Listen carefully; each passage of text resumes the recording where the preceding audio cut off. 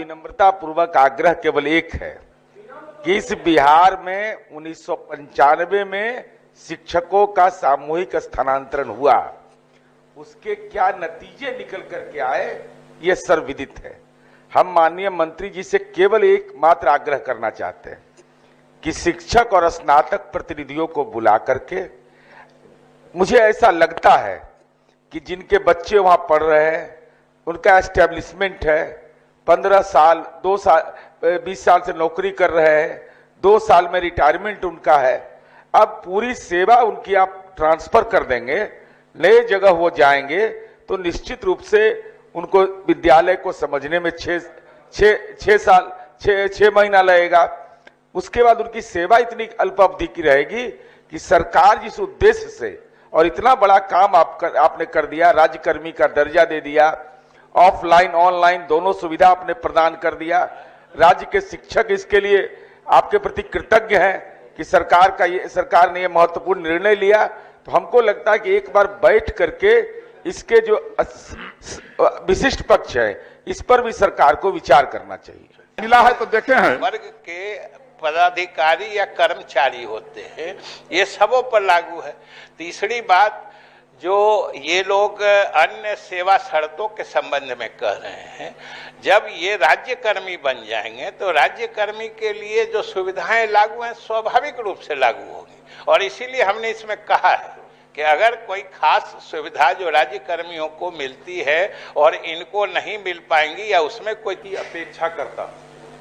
मंत्री महोदय ने अभी अपने जवाब में कहा जो कि मेरिट कम च्वाइस में उनको यह सुविधा दी जा रही है जो कि वह 3 जिले को ऑप्ट करें, विकल्प के रूप में दें। महोदय, मैं सदन को भी जानकारी देना चाहता हूं, आपको भी जानकारी देना चाहता हूं, सरकार को भी जानकारी देना चाहता हूं। वो उत्तीर्णांक परीक्षा है, सिर्फ क्वालिफाइंग एग्जाम है। विभाग नहीं उसको सिर्फ क्वालिफाइंग एग्जाम का है, उसमें कोई मेरिट नहीं है। इसीलिए सरकार लोक कल्याणकारी होती है, और जिस समय स्थानीय निकाय के वो शिक्षक थे उसमें भी जो वो स्थानांतरण चाहते थे, कमोबेश उनको स्थानांतरण का लाभ नहीं मिल सका। इसीलिए माननीय वर्तमान मंत्री बैठे हुए हैं, इन्होंने सॉफ्टवेयर भी बनवाया, इसी विधान परिषद में इनका जवाब आया था, और ट्रांसफर के लिए नियोजन इकाई में ही बनवाया। तो जब उतना तक आप सोच सकते हैं उन शिक्षकों के लिए, आप समझें सभी परिवार के साथ रह करके अगर पढ़ाएंगे तो पढ़ाने में कितनी सहजता होगी, कितने अच्छे तरीके से शैक्षणिक गुणवत्ता ये होगा। अब 15 साल से कोई कहीं रह रहा है, चाहे किराए के घर में रह रहा हो, चाहे जैसे भी अपने घर में रह रहा हो, 10 किलोमीटर दूर जाकर के क्लास कर रहा हो, तो उससे अच्छा होगा शैक्षणिक माहौल कि उनको 3 जिला कहीं, और उस 3 जिले में भी क्या पेच है महोदय, किन्हीं का स्थानांतरण नहीं हुआ तो फिर अल्फाबेट में ए से शुरू होगा।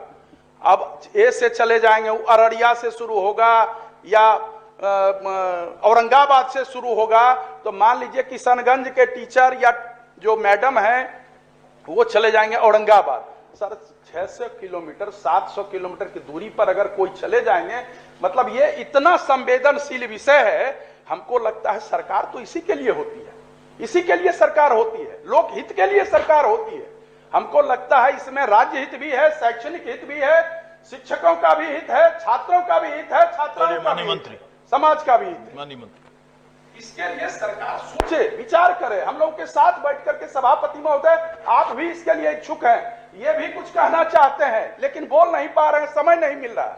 इसीलिए हमको लगता है माननीय मंत्री देख लिया जाए, हम क्या देखें, बढ़ा दीजिएगा।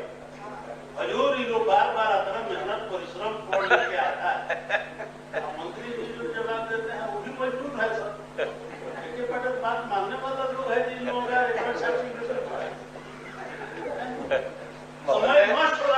महोदय